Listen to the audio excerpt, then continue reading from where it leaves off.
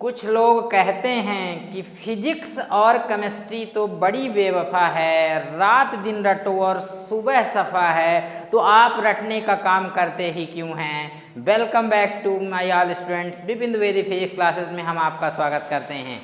तो जैसा कि क्लास 12th फिजिक्स के अंतर्गत हम लोग चैप्टर नंबर 3 को स्टार्ट किया था, विद्युत धारा, और विद्युत धारा का इनिशियल लेक्चर आप लोग देख चुके हैं। आप लोगों ने देखा होगा कि पूरे होल कॉन्सेप्ट को, चैप्टर के कॉन्सेप्ट को, कैसे आपका करंट जनरेट हुआ, किस प्रकार की करंट राशि है, विद्युत धारा किस प्रकार की राशि है, किस प्रकार से हम दिशा लेते हैं, ये आपने अभी तक क्लियर कर लिया होगा। यदि आपने अभी पहला वीडियो नहीं देखा तो पहले आप उसको देख लें, ताकि आपके दिमाग में कॉन्सेप्ट पूरी तरह से क्लियर हो जाए।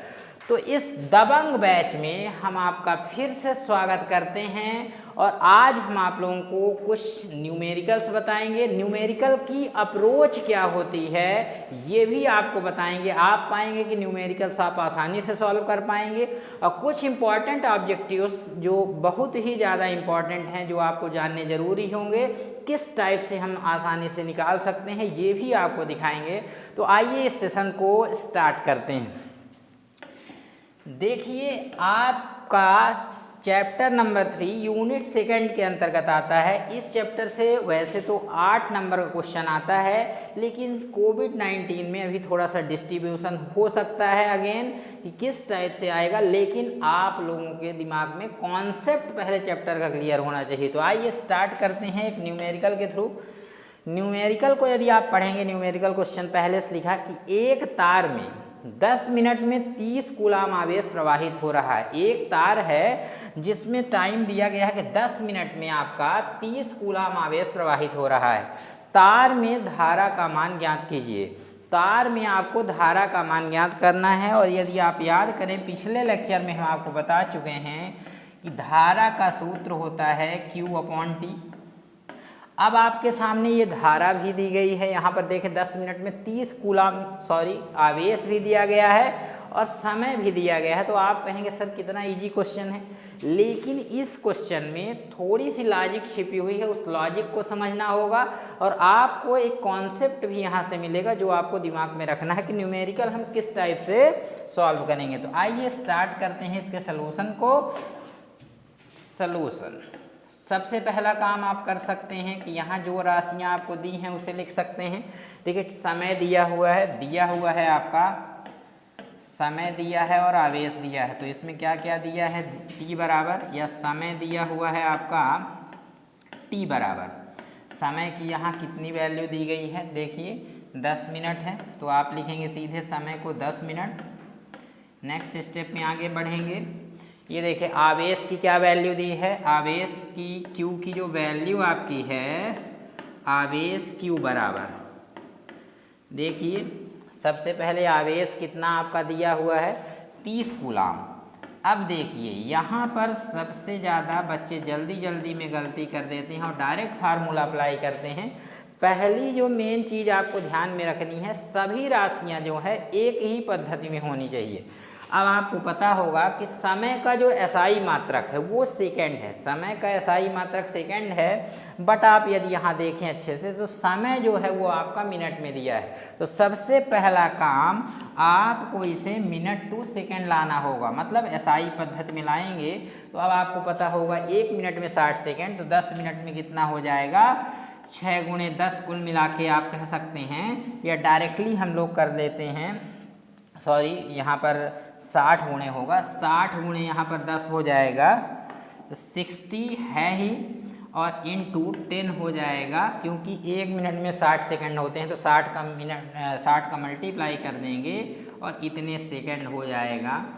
ये पहले आपको इसे सेकंड में कन्वर्ट करना होगा। आप चाहें तो इसे डायरेक्ट 60,600 सेकंड भी लिख सकते हैं, भी 60 × 10 लिखें। तो चलिए अब हम सूत्र का उपयोग करेंगे, या ये लिख सकते हैं आप कि किसको ज्ञात करना है, धारा या विद्युत धारा आपको ज्ञात करना है, क्वेश्चन मार्क कर देंगे। विद्युत धारा आपको निकालना है। तो अब किस सूत्र से चलेंगे, अब आप सिंपल सा है, इधर की ओर हम कॉर्नर में कर दें। आइए नेक्स्ट पेज ही ले लेते हैं। तो सूत्र किससे चलेंगे, अब आपका इजी है कि सूत्र ध्यान रखेंगे I बराबर Q/T से चलेंगे। I बराबर Q अपॉन T से आपको चलना होगा, क्योंकि आपको विद्युत धारा निकालना है। अब देखिए Q की वैल्यू कितनी है आपकी, देख सकते हैं आप, Q की वैल्यू आपकी 30 कूलाम और T की वैल्यू 10 मिनट है। Q की वैल्यू 30 कूलाम और 10 मिनट है, उसको आप सेकेंड में कन्वर्ट किए थे, तो Q की वैल्यू आपको 30 रखना है। और जब आप सेकेंड में कन्वर्ट किए थे 10 मिनट को, तो 60 इंटू 10 सेकेंड या 600 सेकेंड आया था।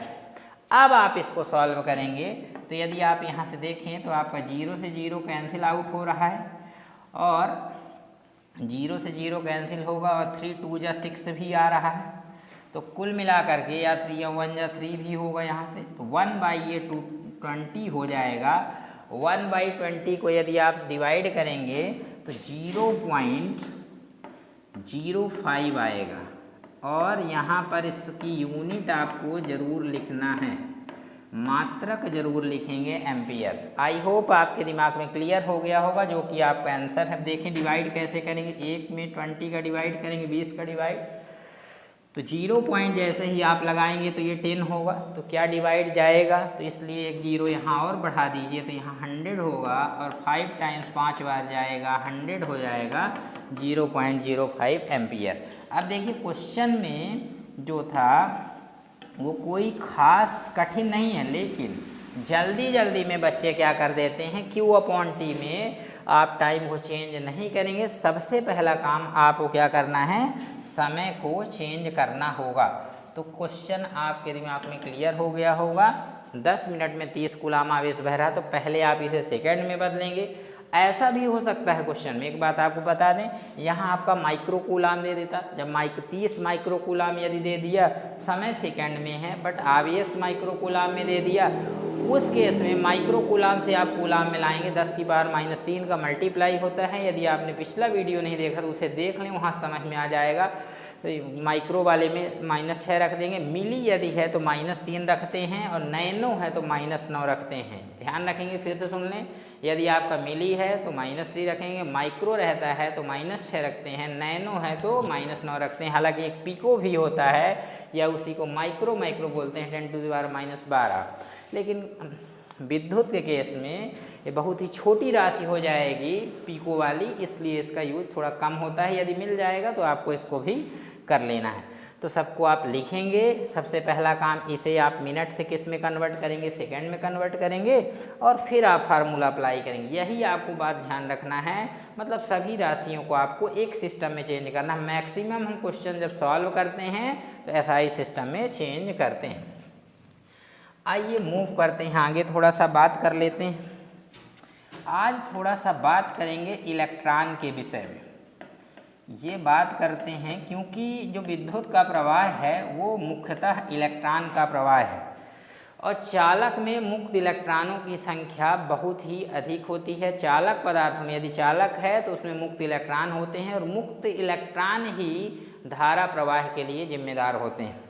तो यदि हम इलेक्ट्रॉन की थोड़ा सा बात करें, यदि हम इलेक्ट्रॉन की बात करें तो इलेक्ट्रॉन की खोज, ध्यान रखना है, इलेक्ट्रॉन की जो खोज है, इलेक्ट्रॉन की खोज सन 1890 में, इसका सन ध्यान रखेंगे, कई बार पूछ लिया जाता है। सन 1890 में वैज्ञानिक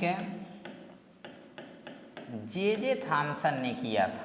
कौन है वैज्ञानिक? जे थॉमसन ने किया था। कुछ नई बुक्स हैं जिसमें टॉमसन लिखा रहता है, एक ही बात है, प्रोनंसिएशन डिफरेंस है। तो जे थॉमसन ने किया था, ये बात आपको ध्यान रखनी होगी। इलेक्ट्रॉन की जो खोज है या इलेक्ट्रॉन का आविष्कार, इलेक्ट्रॉन के विषय में सबसे पहले किसने जाना? इलेक्ट्रॉन होते क्या हैं? ये नाभिक के चारों ओर चक्कर लगाते हैं, केमिस्ट्री में आप लोगों ने पढ़ा होगा। तो इलेक्ट्रॉन की खोज किसने की थी? सन 1890 में वैज्ञानिक जे थॉमसन। इलेक्ट्रॉन, प्रोटॉन और न्यूट्रॉन भी आपके दिमाग में आ रहा होगा। न्यूट्रॉन की जो खोज की थी वो चैडविक ने की थी, और प्रोटॉन की खोज गोल्डस्टीन ने की थी, जो आप केमिस्ट्री में पढ़ चुके होंगे। अब यदि इसमें बात करते हैं, कुछ नोट्स की बात करते हैं जो कि एग्जाम के पॉइंट ऑफ व्यू से बहुत ही इंपॉर्टेंट रहते हैं। नोट जो रहेंगे, नोट नंबर यदि हम फर्स्ट की बात करें तो इलेक्ट्रॉन पर जो आवेश होता है वो कितना होता है, आई होप आपको पता होगा। इलेक्ट्रॉन पर कितना आवेश होता है ये आपको ध्यान में रखना है।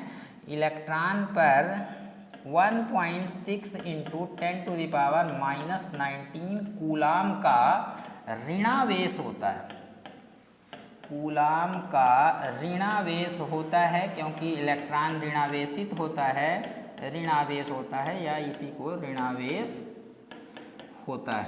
ये आपको ध्यान में रखना है कि इलेक्ट्रॉन पर कितना 1.6 × 10⁻⁻19 कूलाम ऋणावेश होता है। यदि आप ऐसा लिखना चाहें तो 1.6 इंटू 10⁻⁻19 कूलाम और माइनस आवेश लगा दें, इलेक्ट्रॉन पर आवेश लिखेंगे तो। हालांकि जनरली हम यूज में इसका परिमाण बस रखते हैं, माइनस कई बार यूज नहीं करते हैं। तो इलेक्ट्रॉन पर यदि आवेश की वैल्यू पूछेगा तो कितना होगा, 1.6 इंटू 10⁻⁻19 कूलाम। अब जो सबसे अहम बात होती है, दूसरा जो नोट है, एक कूलाम आवेश में इलेक्ट्रॉनों की संख्या, एक कूलाम आवेश में इलेक्ट्रॉनों की संख्या कितनी होती है। तो एक कूलाम आवेश में इलेक्ट्रॉनों की संख्या कितनी होती है, वो आपकी है 6.25 इंटू 10⁻18 संख्या होती है। एक कूलाम आवेश में इलेक्ट्रॉनों की जो संख्या है कितनी होती है, इतनी होती है। आइए हम लोग इसको प्रूफ करके दिखाते हैं कि एक कूलाम आवेश यदि ले लिया जाए तो इलेक्ट्रॉनों की संख्या कितनी होती है। 6.25 × 10⁻18 होती है, क्योंकि संख्या है इसलिए इसका कोई भी मात्रक नहीं होगा। संख्या है इसलिए इसका कोई भी मात्रक नहीं होगा। तो चलिए आइए इसको थोड़ा सा हम लोग समझते हैं कि एक कूलाम आवेश में ये जो इलेक्ट्रॉनों की संख्या है ये कैसे आई। अब आपको पता होगा, एक चीज़ पता होगा कि I बराबर Q/T होता है, बता भी चुके हैं Q/T। यदि आवेश को आप स्मॉल q से दर्शाएं तो यहाँ पर आपका स्मॉल Q/T होगा। और एक चीज़ चैप्टर फर्स्ट से आपको पता होगा, Q बराबर ±Ne आवेश का क्वांटीकरण। तो किसी भी पदार्थ में जो कहने का मतलब आवेश होता है वो एक इलेक्ट्रॉन पर आवेश के पूर्ण गुणज में होता है, जहाँ n जो होते हैं वो आपके इंटीजर्स होते हैं, 1 2 3। चैप्टर नंबर 1 में हम इसके विषय में पहले ही आपको बता चुके हैं। 1e Q बराबर यहाँ यदि रखते हैं तो 1e आएगा, 2e आएगा, 3 आएगा। कहने का मतलब इस दुनिया के समस्त पदार्थों में कुछ न कुछ आवेश होता है, और वो जो आवेश होगा या तो 1 इलेक्ट्रॉन के बराबर होगा, या तो 2 इलेक्ट्रॉन के बराबर, या तो 3 इलेक्ट्रॉन के बराबर होगा। कहने का मीन्स कभी भी पॉइंट में नहीं ले सकते कि 1.5 इलेक्ट्रॉन के बराबर आवेश हो। तो इस बात को आपको ध्यान रखना हो। तो Q बराबर Ne फार्मूले से ही हम इसको निकालेंगे। तो आइए हम लोग समझते हैं एक कूलाम आवेश में इलेक्ट्रॉनों की संख्या को हम लोग कैसे निकालेंगे। देखिए तो कितना दिया है, कितने कूलाम आवेश में निकालना है। तो Q की जो वैल्यू दी है वो 1 कूलाम है, इसको निकाला जा रहा है। Q की वैल्यू कितनी दी गई है, 1 कूलाम है। अब 1 कूलाम आवेश में इलेक्ट्रॉनों की संख्या, तो सूत्र हम चलेंगे, ध्यान रखेंगे सूत्र Q बराबर Ne से चलते हैं। तो यदि आप इलेक्ट्रॉनों की संख्या निकालें, n की वैल्यू निकालना चाहें तो n बराबर आपका Q/E फार्मूला बनेगा। n बराबर कितना फार्मूला बनेगा, Q/E। अब आप देखें, यदि आप इसे थोड़ा सॉल्व करें तो n इक्वल टू ये Q की प्लेस में कितना लेना है, 1 कूलाम, और E जो है ये भी आपका आवेश होगा। आवेश का मान 1 इलेक्ट्रॉन पर कितना होता है, तो ये आपका अभी लिखे हैं, बता भी चुके हैं, 1.6 इंटू 10⁻⁻19 कूलाम आवेश होता है। अब देखें मात्रक नहीं लिख रहे हैं, क्योंकि इसका भी कूलाम होगा और इसका भी कूलाम होगा, दोनों के मात्रक कैंसिल हो जाएंगे। आगे बढ़ते हैं, यदि इसको सॉल्व करें, देखिए सॉल्व कैसे करेंगे हम इसको, हम लोग सॉल्व कैसे करेंगे अच्छे से देखिएगा। 1 के अपॉन में 1.6 है। सबसे पहले यदि आप इसे हर से अंश मिलाते हैं, 10 की पावर माइनस जो 19 है वो हो जाएगी आपकी 10 की पावर 19, और यहाँ 1.6 का यदि आप पॉइंट हटाना चाहते हैं तो 16 हो जाएगा, अब मान लीजिए क्योंकि पॉइंट के बाद एक नंबर था तो ऊपर आपको 10 का मल्टीप्लाई करना होगा। अब देखें 16 से 10 में डिवाइड करेंगे तो 0 पॉइंट करके आएगा कुछ ना कुछ, हालांकि 0.625 आएगा, पर हमारी जो कोशिश होती है जब हम 10 की पावर के फॉर्म में रिप्रेजेंट करते हैं तो वो नंबर प्रयास करते हैं 1 to 10 के बिटवीन हो। तो इसलिए इससे यदि हम एक 10 ले लें तो यदि आप देखें 10 यदि आप इससे लेंगे तो 10 10 जा आपका 100 हो गया। अब इसमें 10 की पावर कितनी बचेगी, 18 बचेगी, और आपको 16 से डिवाइड करना है। 16 से आपको 100 में डिवाइड यदि आप कर देते हैं तो आपका कितना हो जाएगा, सॉरी यहाँ पर इसको ये दोनों वैल्यूज जो आ रही हैं वो n इक्वल आ रही हैं। किसके इक्वल आ रही हैं, आपकी n इक्वल, ये आपको ध्यान में रखना होगा। n इक्वल ये भी है और n इक्वल आपका ये भी है। तो देखें 16 को यदि यहाँ पर डिवाइड करेंगे तो ये 6.25 आएगा इंटू 10 to the पावर 18।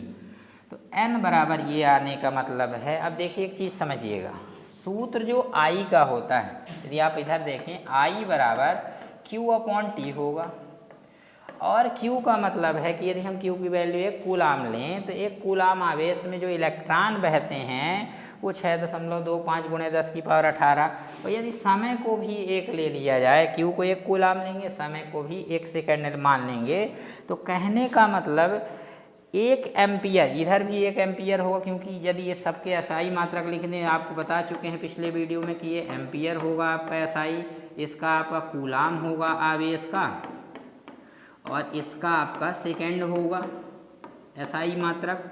अब आपको पता है एक आप अपने से जोड़ते हैं।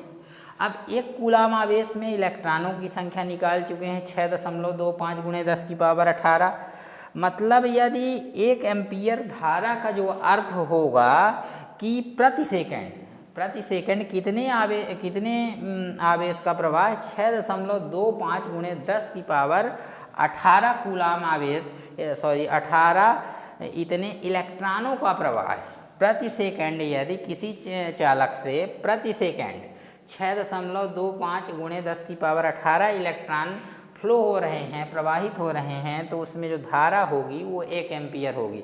यहाँ हम लिख सकते हैं एक नोट में कि अर्थात, कह सकते हैं कि अर्थात, ध्यान रखेंगे 1 एम्पियर का अर्थ, ध्यान रखेंगे 1 एम्पियर का जो अर्थ है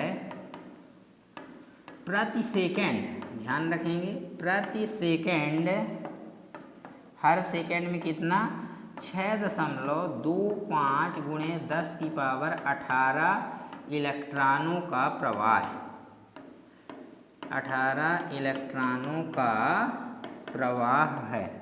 1 एम्पियर का कितना अर्थ होगा कि हर सेकंड या प्रति सेकंड 6.25 × 10 की पावर 18 इलेक्ट्रॉनों का यदि प्रवाह हो रहा है तो वो 1 एम्पियर के तुल्य होगा।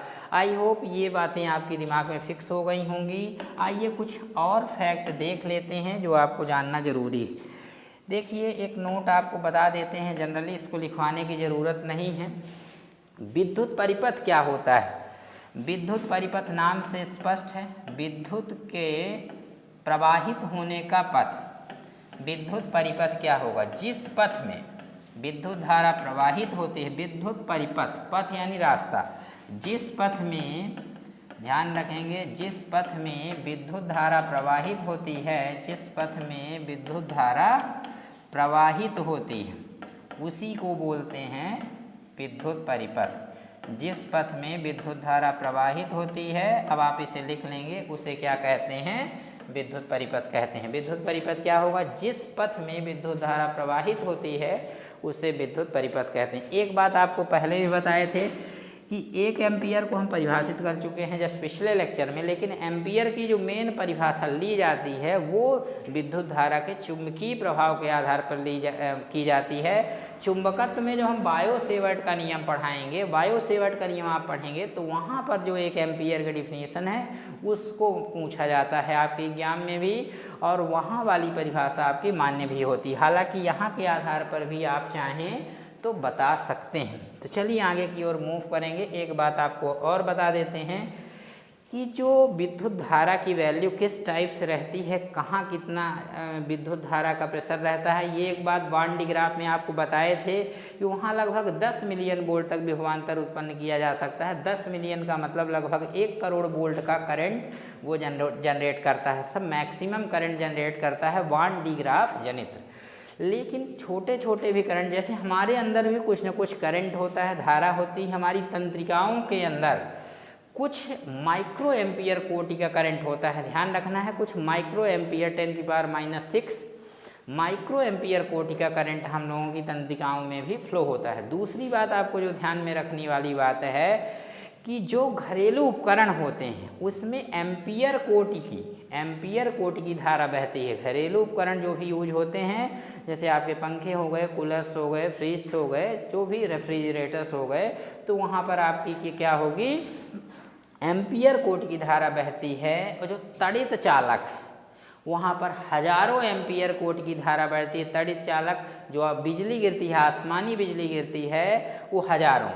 और जो आपका बॉन्ड डिग्राफ जनरेटर होता है 4th नंबर में यदि हम बताएं, तो उसमें लगभग 1 करोड़ वोल्ट या 1 करोड़ वोल्ट का विभवांतर होता है। तो लगभग आप समझ सकते हैं कि वो काफ़ी ज़्यादा खतरनाक होगा और उसमें बहुत ही ज़्यादा करंट फ्लो होता है।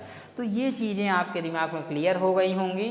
तो नेक्स्ट टॉपिक को जो धारा घनत्व है, धारा घनत्व और अनुगमन वेग को हम लोग कवर करेंगे नेक्स्ट टॉपिक में। तब तक आप लोग इसको पढ़ें। ठीक है, धन्यवाद।